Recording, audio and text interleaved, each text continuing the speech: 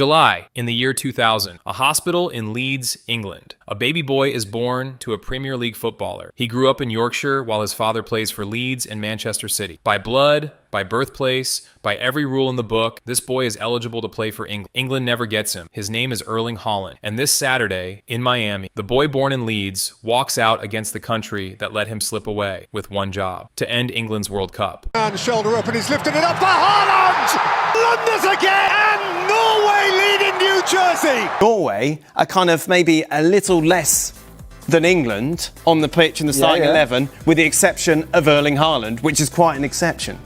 True. This isn't a hypothetical anymore. Norway just knocked out Brazil. Haaland is the joint top scorer of the entire tournament. The bookmakers have made Norway the single most backed upset of the quarterfinals. So today we're asking the question every England fan is too nervous to say out loud, what if he actually does it? To understand why this question is terrifying, you have to understand what England actually are at World Cup quarterfinals. Not the story England tells itself. The record. This will be England's 11th World Cup quarterfinal. Only Brazil and Germany have reached more. Sounds impressive until you see the other half of the stat. Of the 10 quarterfinals England have played before this one, they've gone through from 3 out of 10. And in 7 of those ties, they conceded 2 goals or more. The quarterfinal isn't England's stage, it's England's graveyard. And the weight behind it all has become the longest running heartbreak in football. England's only World Cup was 1966. That's 60 years ago. This exact summer is the 60th anniversary. When the famous song about football coming home was written back in 1996, the count stood at 30 years of hurt. The count has now doubled. Semi-final tears in 1990, penalty agony in 96, 98, 2004, 2006, 2012, a lost final in 2021 on penalties, at Wembley, another lost final in 2024, and in the last World Cup in 2022, England went out in a quarterfinal when Harry Kane, the most reliable penalty taker of his generation, scored one spot kick against France and blazed the second over the bar. England don't just lose at this stage, they lose in ways that scar. Now here's the part almost nobody under 40 remembers. Norway has done this to England before, twice. September 1981, a World Cup qualifier in Oslo. Tiny Norway beat mighty England 2-1, and a Norwegian commentator lost his mind live on air, taunting England's heroes and famously screaming that their boys had taken one hell of a beating. That rant is still one of the most replayed pieces of commentary in football history. Then 1993, another qualifying campaign, another trip to Oslo, and Norway won 2-0, a result that helped slam the door on England's hopes of reaching the 1994 World Cup entirely. No playoff, no tournament. England watched that World Cup from home, and Norway helped put them there. So when people say Norway have no history of hurting England, they do. It's just been waiting a generation for its third chapter. And this time, Norway aren't bringing a scrappy underdog squad. They're bringing the most terrifying striker on planet Earth. Let's be precise about what England are about to face, because the numbers around Haaland right now barely sound real. 7 goals at this World Cup, level with Lionel Messi and Kylian Mbappe at the top of the Golden Boot race. He has scored in every single match he's played at this tournament. He has scored in 14 consecutive competitive games for Norway, 27 goals in that stretch. 4 of his goals at this World Cup have been match winners. In nearly a century of World Cups, only 2 players have ever produced more match-winning goals in one campaign. And here's the stat that should keep Thomas Tuchel awake. Norway have won their last 17 matches in which Haaland scored. 17. If he scores on Saturday, history says England lose. He just proved it against the biggest name possible. Brazil, 5-time champions, a nation that had reached 8 straight World Cup quarterfinals, led by nothing, contained him for 78 minutes and then watched him strike twice in the final 11 to send them home to their earliest World Cup exit since 1990. That's who this is. Not a hype product, a closer. And here's the cruel intimacy of it. Haaland doesn't just come from England, he plays there every week for Manchester City. The man England will send to stop him, John Stones, is his own club teammate. Stones trains alongside him every single day. He knows exactly what Haaland does. Knowing has never once been the same as stopping. And before anyone types, but it's a one-man team, stop. That's the trap England fell into with this fixture in 1981 and 1993, and it's the trap pundits fell into 3 weeks ago. This Norway squad would be dangerous even without the monster up front. The captain pulling the strings behind Haaland is Martin Odegaard, the captain of Arsenal, a player England fans watch dismantle Premier League defenses every weekend. Around him, Sander Berge and Christian Thorstvedt bring exactly the kind of physical, relentless midfield that has made England's soft second game performances look so nervous. Antonio Nusa provides raw pace on the wing, winning, and in goal, Erling Haaland is coming off the game of his life. He saved a penalty against Brazil and produced stop after stop while the scoreline stayed level. Take Haaland out of the Brazil result entirely, and Norway's goalkeeper still might have been man of the match. And this team doesn't sneak into tournaments. They qualified with a perfect record, 8 wins from 8, 37 goals scored, and beat Italy twice along the way. Twice. The same Italy that has tortured England for a generation. So no, this is not one man and 10 passengers. It's a genuine team with a superstar on the end of it. That's the most dangerous shape a football side can take. Now, England's side of this, because the cracks are real, and they showed up at the worst possible time. England are unbeaten in 5 games at this tournament, and that record is hiding a nervous truth. They have conceded in each of their last 3 matches. The machine is winning, but it's leaking. Worse, the defense that has to face the hottest striker in the world is about to be rearranged by force. Quansah was sent off against Mexico and is suspended for this quarterfinal, so Tuchel has to reshuffle his backline for the biggest game of his England reign against the one opponent who punishes a single moment of confusion more brutally than anyone alive. And England's route here was anything but serene. They went behind against DR Congo and needed 2 late Harry Kane goals to escape. They survived the Azteca against Mexico with 10 men for most of the second half, clinging to a 3-2 lead through sheer will. There was also the 0-0 against Ghana, the 4th tournament in a row. England have drawn their second group game without scoring. Brilliant in bursts, wobbling in stretches. That's the honest profile. Now, the fair version, because if I only gave you the doom, you'd be right not to trust it. England are favorites, and they've earned it. Harry Kane has 6 goals at this tournament, only the 3rd time any England player has scored 6 at a major tournament, and his knockout record is absurd. 11 goals in his last 12 knockout matches. Jude Bellingham just became the first England midfielder ever to score 4 goals in a single World Cup, and his double in the cauldron of the Azteca was arguably the performance of England's entire campaign, where Norway have Haaland, England have Kane, and a far deeper squad behind him. And Norway carry their own curse into Saturday. They have never beaten European opposition at a World Cup. Played 6, won none. Both previous times they reached a knockout round, a European side sent them home. The only elite team they've faced this summer, France, beat them 4-1. So no, this is not a coin flip. England should win. But should is the most dangerous word in England's World Cup history. So here's how the nightmare actually happens. Step by step. No hand waving. Norway have scored in every single game at this World Cup and conceded in every single game too. Their matches are chaos by design. 12 scored, 9 conceded. They will not park the bus, and that's precisely the problem because England's reshuffled defense hasn't kept a clean sheet in 3 games. Somewhere in 90 minutes, Martin Odegaard, one of the finest passers in the world, finds 1 ball in behind. 1. Haaland has built an entire career on needing exactly 1. Say it arrives in the 79th minute, the same minute Brazil died. England, level, suddenly chasing in the Miami Heat, into extra time on legs that survived altitude in Mexico City and 10-man survival 5 days ago. And if it goes all the way to penalties, do I even need to finish that sentence? Penalties are the single most English way to lose a football match ever devised. Norway would be facing them fearless in the greatest week of their footballing lives with nothing to lose. England would be facing 60 years of ghosts. That's not a fantasy sequence. Every link in that chain is something that has already happened at this tournament. And if it happens, understand what actually ends on Saturday, because it's bigger than one match. Harry Kane turns 33 this month. By the next World Cup, he'll be nearly 37. This is realistically the last World Cup where England's greatest ever goal scorer is at the peak of his powers. If Haaland ends this one, he doesn't just end a tournament, he most likely ends Kane's World Cup story without the trophy, the way Ronaldo's ended this summer, the way legends' stories almost always end unfinished. The 60 years of hurt become 64, minimum. The song gets sadder. And the torch, this is the poetic part, the part that would sting for 100 years, passes on the pitch from England's number 9 to the number 9 England could have had. The boy born in Leeds, raised on English football, sharpened in the Premier League, becoming a national trauma in a Norway shirt. England wouldn't just be losing a quarterfinal. They'd be losing it to their own what if. My verdict, and I'm taking a real position, so bring your arguments to the comments. I think England survived the 90 minutes more often than not. Kane's knockout record and the deeper squad are real. But I think Haaland scores. He's scored in every match he's played here against a defense that's leaking and reshuffled, and Norway have won 17 straight when he does. So my call is this. If this match stays inside 90 minutes,